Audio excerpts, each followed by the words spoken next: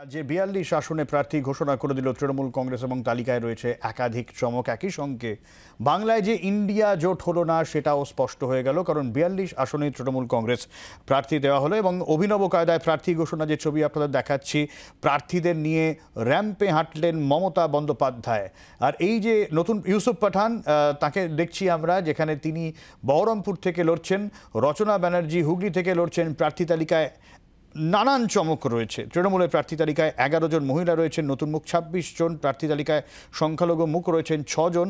১১ জন বিধায়ক রয়েছে, যাদের মধ্যে ৩ জন আবার খাতায় কলমে বিজেপির বিধায়ক। বিষ্ণুপুর, যেখানে সৌমিত্র খা বিজেপির প্রার্থী, আগেই বিজেপির তরফে প্রার্থী তালিকা ঘোষণা করে দেওয়া হয়েছিল, সেখানে তার প্রাক্তন স্ত্রী সুজাতা খা মণ্ডলকে প্রার্থী করেছে তৃণমূল কংগ্রেস। একইভাবে হুগলিতে লকেট চট্টোপাধ্যায়ের বিরুদ্ধে রচনা, তাকে দাঁড় করিয়েছে দিদি নাম্বার 1, এবং সেই জায়গায় দাঁড়িয়ে সেখানেও খুব ইন্টারেস্টিং ফাইট তমলুকে, যেখানে আগে থেকেই জল্পনা ছিল যে অভিজিৎ গঙ্গোপাধ্যায় প্রাক্তন বিচারপতি, তাকে দাঁড় করানো হবে কিনা। সেই জায়গায় দেবাংশুকে প্রার্থী করেছে তৃণমূল কংগ্রেস। অন্যদিকে একই সঙ্গে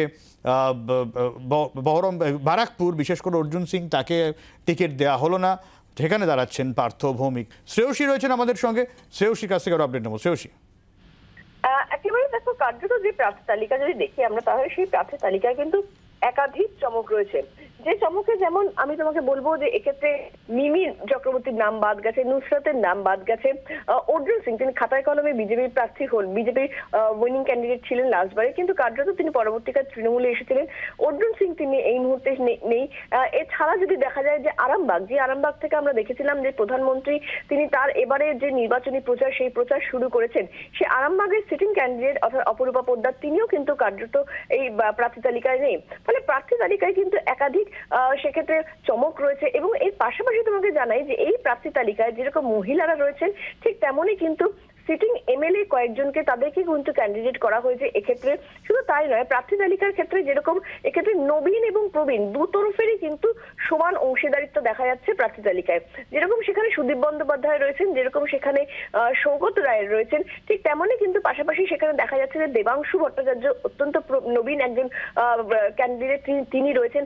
এছাড়াও কিন্তু কার্যত একাধিক নবীন ক্যান্ডিডেটকেও কিন্তু দেখা যাচ্ছে এই প্রার্থী তালিকায়। ফলে সামগ্রিকভাবে দেখতে গেলে কিন্তু প্রার্থী তালিকা জুড়ে সেক্ষেত্রে চমক রয়েছে। সেক্ষেত্রে যেরকম কীর্তি আজাদ, যিনি এই মুহূর্তে গোয়াতে তৃণমূল কংগ্রেসের দায়িত্বে রয়েছেন, এবং অবশ্যই পাশাপাশি কৃতি খেলোয়াড় কীর্তি আজাদ তিনি রয়েছেন, ঠিক তেমনই কিন্তু আবার রচনা বন্দ্যোপাধ্যায় রয়েছেন, আবার জুন মালিয়াও রয়েছেন। ফলে সামগ্রিকভাবে যে প্রার্থী তালিকা, সেই প্রার্থী তালিকায় মহিলাদের যেরকম প্রত্যেকবার তৃণমূল কংগ্রেসে দেখা যায় যে মহিলাদের একটা আধিপত্য থাকে প্রার্থী তালিকায়, সেটা রয়েছে। ঠিক তেমনই কিন্তু নবীন প্রবীণ দু তরফেরই কিন্তু সমান অংশীদারিত্ব কার্যত দেখা যাচ্ছে এই প্রার্থী তালিকাতে।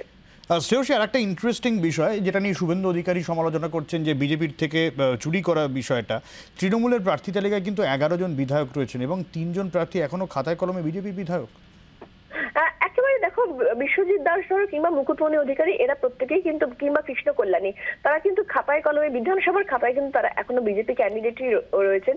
যদিও মুকুটমণি সেক্ষেত্রে জানিয়েছিলেন যে তিনি পদত্যাগ করবেন, কিন্তু অন্য দুজনের ক্ষেত্রে কি হবে এখনো পর্যন্ত সেটা কিন্তু সুস্পষ্টভাবে তাদের তরফ থেকে তারা সিদ্ধান্ত ঘোষণা করেননি।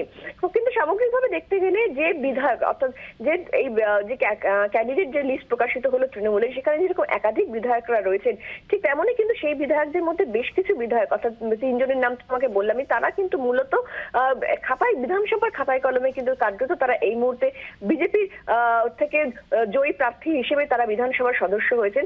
যদিও তারা এইবারের ভোটে কিন্তু কার্যত তৃণমূলের লোকসভার ক্যান্ডিডেট হয়ে তারা দাঁড়াচ্ছেন।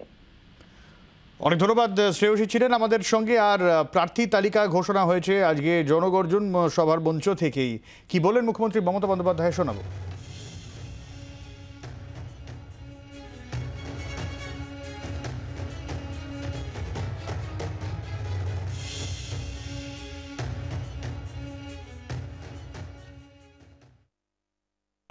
আমরা যতদূর সম্ভব প্রার্থী দেওয়ার চেষ্টা করেছি মনের মতো, দু একজনকে হয়তো দিতে পারিনি, তাদের জন্য আমি দুঃখিত। তাদের আমি বিধানসভা ইলেকশন আসছে বা অন্যান্য দলের পজিশন আছে, তাদের নিশ্চয়ই আমি দেবো, কোথাও না কোথাও সুযোগ করে দেবো।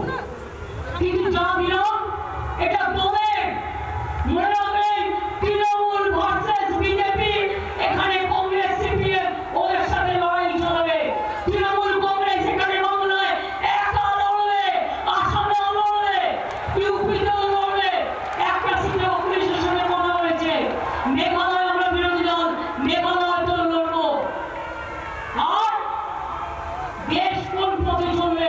তৃণমূল কংগ্রেস ঠিক করবে, বেঙ্গল ঠিক করবে, বাংলায় দিশা দেখাবে, বাংলায় পথ দেখাবে, বাংলায় রাস্তা দেখাবে।